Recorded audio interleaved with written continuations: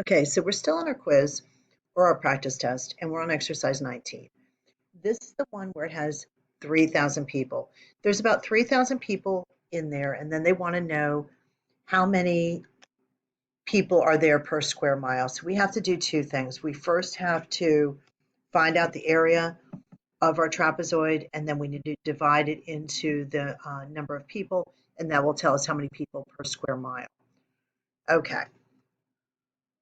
When we're looking at a trapezoid, it just basically means that the top base or the bottom base, one of these is longer than the other, but the height is the same.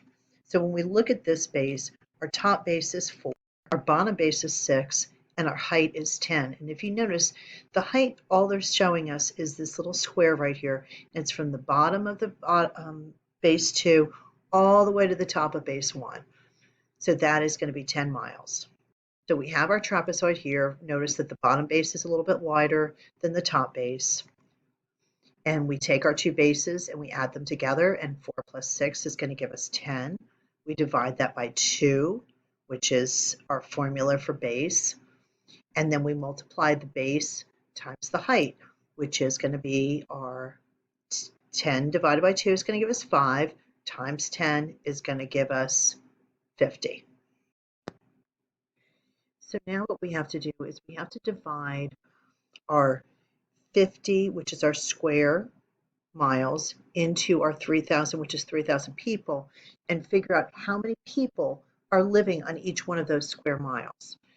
So the way we do that is we just divide it. 50 doesn't go into 3.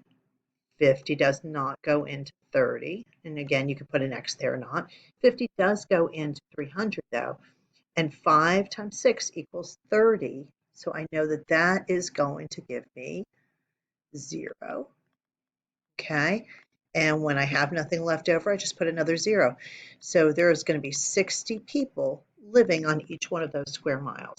Okay, exercise 20. This is one of those challenging ones because when we see this, this triangle up here, this is not just showing us the length or the width of something. It's actually saying that we need to figure this out and then take that piece of that dimension out of there. So we need to kind of decide and treat this as if it is an entire rectangle. Then we need to subtract this out. So the easiest way to do this is to do it into two pieces. The first piece we're going to do is we are going to take the entire measurement of this width, which is 30, and the entire length, which is 40. So we're not going to even worry about this triangle just yet. We're just going to take the 30 times the 40, and we're going to get our entire area for this rectangle. And when I multiply 40 times 30, it's very simple. I just add my zeros, and then I take my 3 times my 4, and I have 12. So I have 1,200 is my total area of this piece. Now, in order to figure out this piece right here, I have to take my entire length, which is 40, and subtract it from the 20. So 40 take away 20 is going to give me 20. So this length right here, this piece right here is going to be 20. Now I have to figure out the length for here. I have 30 for this entire length. I take away the 10, which leaves me with 20. So this portion right here for this triangle is 20, and this side right here is also going to be 20. So now we're going to take our triangle formula, and we know that the triangle is not an entire square or rectangle, so we have to take it a half. So we take our 2 times 2, and that's going to give us 4. We add our 2 zeros, and that's going to give us 400.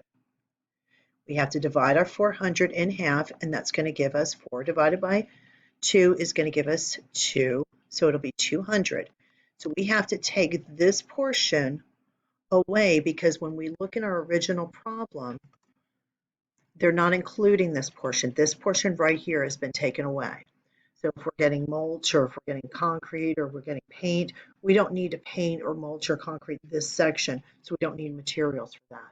So we're going to take that piece away. So now we take our 1,200 and we take away the 200, which is our triangle, and that is our answer. And surprise, you're done. Yay! Have a great weekend. Bye.